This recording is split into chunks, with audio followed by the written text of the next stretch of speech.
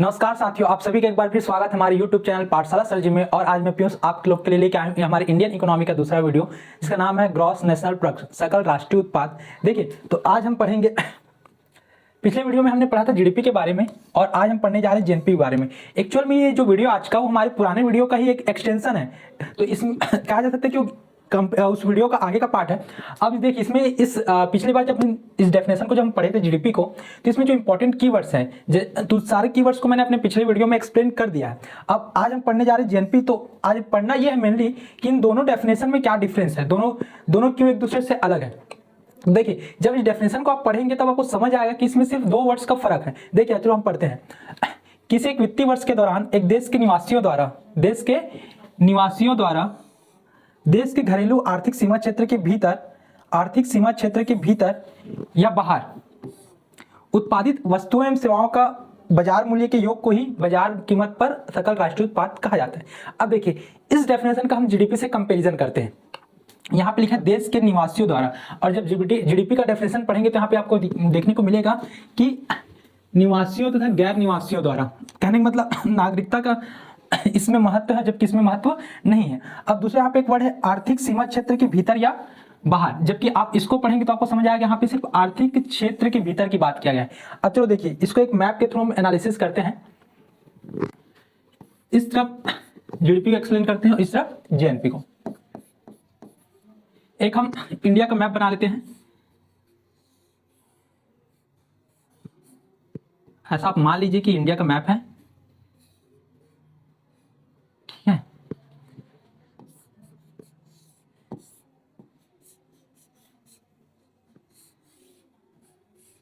देखिए, मान लीजिए कि इंडिया का मैप है।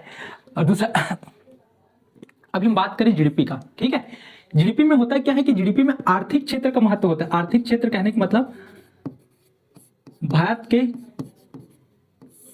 आर्थिक क्षेत्र की बात करें तो मान लीजिए कि भारत का आर्थिक क्षेत्र है, तो भारत के आर्थिक क्षेत्र में जो भी उत्पादन होगा, मान लो भारत का निवासी यहीं पे भारत में उत्पादन करता है, ठीक है। इसके साथ साथ ही कोई ऐसा व्यक्ति जो विदेश का परंतु भारत में आके उत्पादन करता है, मतलब उसके उत्पादन का जो क्षेत्र कहाँ है, भारत में ही। तो ये अगर भारत का आर्थिक क्षेत्र है तो भारत के आर्थिक क्षेत्र के भीतर जो कुछ भी उत्पादन होगा उस उत्पादन के मूल्य को ही जीडीपी कहा जाता है, ठीक है। यहाँ पे महत्व किस बात का, आर्थिक क्षेत्र का, भारत के आर्थिक क्षेत्र का।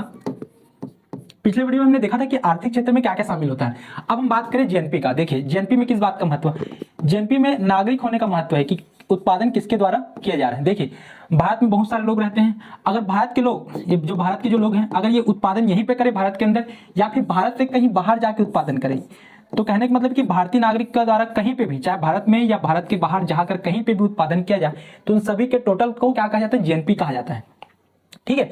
तो देखिए, इसमें एक क्षेत्र है, ये आर्थिक क्षेत्र, इसमें कुछ और क्षेत्र शामिल होंगे। तो इस क्षेत्र के अंदर जो भी उत्पादन होगा, अब उत्पादन किस रूप में होगा, या तो वस्तु के रूप में होगा या सेवा के रूप में होगा। तो इन वस्तु सेवाओं का जो अंतिम मूल्य होगा, तो भारत के क्षेत्र में, भारत के आर्थिक क्षेत्र में जो भी उत्पादन होगा वस्तु और सेवा के रूप में, तो उन सभी वस्तु एवं सेवाओं के अंतिम मूल्य को जीडीपी की कैलकुलेशन के लिए शामिल किया जाएगा। तो कहने का मतलब जीडीपी जो है एक क्षेत्र आधारित कॉन्सेप्ट है, और जो जीएनपी है वो नागरिक पे आधारित कॉन्सेप्ट है कि उत्पादन किसके द्वारा किया जा रहा है। जीएनपी में हम ये सीखते हैं कि उत्पादन किसके द्वारा किया जाए, मतलब कहने का मतलब भारत में जितने भी नागरिक है वो कहीं पे भी उत्पादन करे, चाहे भारत में उत्पादन करे कहीं पर भी, या फिर भारत के बाहर जाके उत्पादन करे, उन सारे उत्पादन, अब ये यहाँ पे भी उत्पादन किस रूप में होगा, या तो वस्तु के रूप में होगा या सेवा के रूप में होगा, तो इन सभी वस्तु सेवाओं के अंतिम मूल्य को जीएनपी में शामिल किया जाएगा। अब देखिए, आज जो हमारा समझाने का जो मेन पर्पस है इस वीडियो का मेन, कि जीडीपी और जीएनपी में डिफरेंस क्या है। लगभग कॉन्सेप्ट सेम ही है कि अंतिम मूल्य क्या होते हैं, वस्तु सेवाओं क्या होते हैं, अर्थव्यवस्था क्या है, वित्तीय वर्ष क्या होता है, ये सारी चीजें, आर्थिक क्षेत्र क्या होते हैं, सारी चीजों को हमने पुराने वीडियो में ऑलरेडी एक्सप्लेन कर चुका है। आज मेन पर्पस था डिफरेंस का, तो डिफरेंस सही है कि इसमें आर्थिक क्षेत्र को ध्यान में रखना है और जीएनपी में ध्यान रखना है कि उत्पादन किसके द्वारा किया जा रहा है। अब देखिए, अब नेक्स्ट स्लाइड में हम समझते हैं कि जीडीपी और जीएनपी पढ़ने का मेन पर्पस क्या है, या फिर ये कह सकते हैं कि जीडीपी और जीएनपी को पढ़ने के बाद हमको पता क्या चलता है। जीडीपी को पढ़ने के बाद हमको ये पता चलेगा किसी भी अर्थव्यवस्था की, मान लो कि भारत के अर्थव्यवस्था की, तो भारत के अर्थव्यवस्था की उत्पादन क्षमता कितनी, मतलब भारत के आर्थिक क्षेत्र में कितना उत्पादन किया जाता है। इस बात को अगर जानना हो तो हम जीडीपी की स्टडी करेंगे। और जब भारत का जो जीडीपी बढ़ेगा, जीडीपी, यहाँ की जीडीपी जितना ज़्यादा अधिक होगा, इससे दो बेनिफिट होगा। पहले यहाँ के लोगों को अच्छा रोजगार मिलेगा और दूसरे यहाँ के गवर्नमेंट को अच्छे टैक्स रेवेन्यूज मिलेंगे। और इसके साथ ही साथ जितना ज़्यादा जीडीपी होगा उतना ही ज़्यादा ये भारत में इन्वेस्टमेंट को अट्रैक्ट करेगा।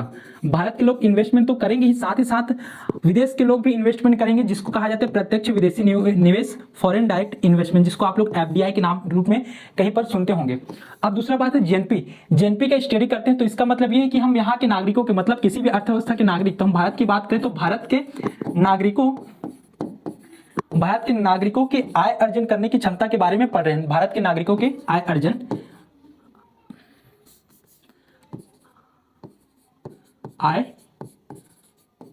अर्जन की क्षमता।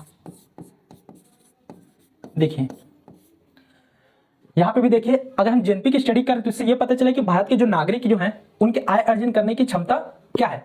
ये जो है एक क्षेत्र विशेष है और ये व्यक्ति विशेष है।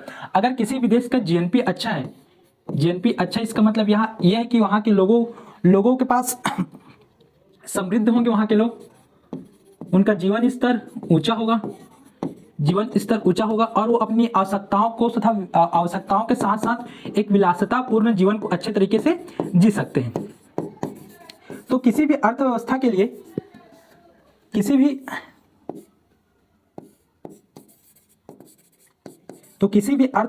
लिए जीडीपी के साथ जीएनपी का भी बेहतर होना बहुत आवश्यक है। और स्टूडेंट पॉइंट ऑफ व्यू से भी हमको जीडीपी और जीएनपी को जानना जरूरी है। इसके बाद ही हम तीसरे वीडियो में अपने नेशनल इनकम को जान पाएंगे। तो हम जीडीपी और जीएनपी के बारे में कुछ और चीजें हैं जिसको हम बता रहे हैं, जैसे कि आप ये जो कॉन्सेप्ट है ये आपके एग्जाम पॉइंट ऑफ व्यू से एमपी, जैसे आपको अगर जीडीपी दिया हुआ है, ठीक है, अब जीडीपी से आपको जीएनपी पे पहुंचना है तो आपको क्या करना पड़ेगा। देखिए मैं मान लो मैं इंडिया का एक मैप बना लिया, ठीक है, मान लीजिए कि इंडिया का मैप है। अब इसमें देखिए क्या लिखा हुआ है, जीडीपी में क्या जोड़ने की बात कर रहा है, देश के निवासियों द्वारा आर्थिक सीमा क्षेत्र के बाहर। देखो अब देखो जीडीपी और जीएनपी में उन सारे उत्पादन को तो लेंगे जो देश के भीतर ही है।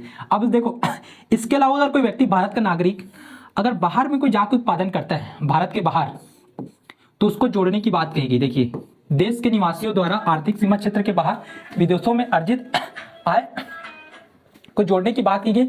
इसके साथ ही अब देखिए माइनस किस चीज को घटाने की बात की गई, गैर निवासियों द्वारा आर्थिक सीमा क्षेत्र के भीतर अर्जित आय। मतलब यदि कोई बाहर का व्यक्ति, इसको हमको लेना है।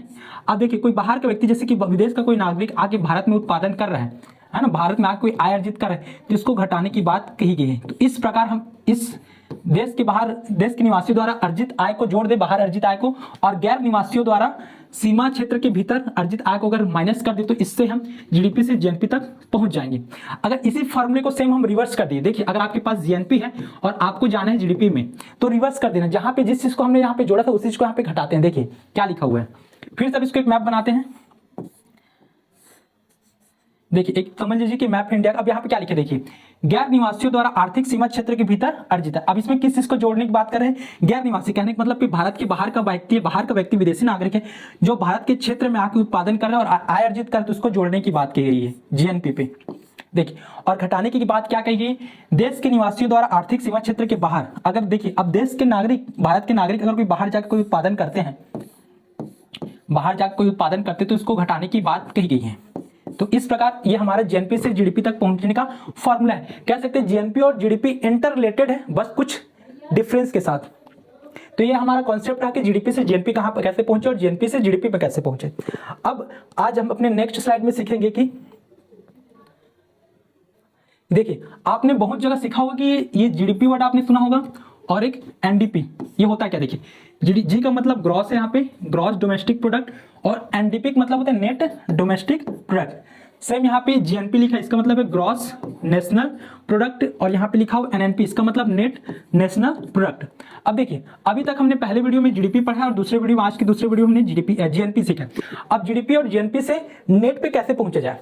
हम जीडीपी पे अगर डेप्रिसिएशन माइनस कर दे तो हमको मिलता है नेट डोमेस्टिक प्रोडक्ट।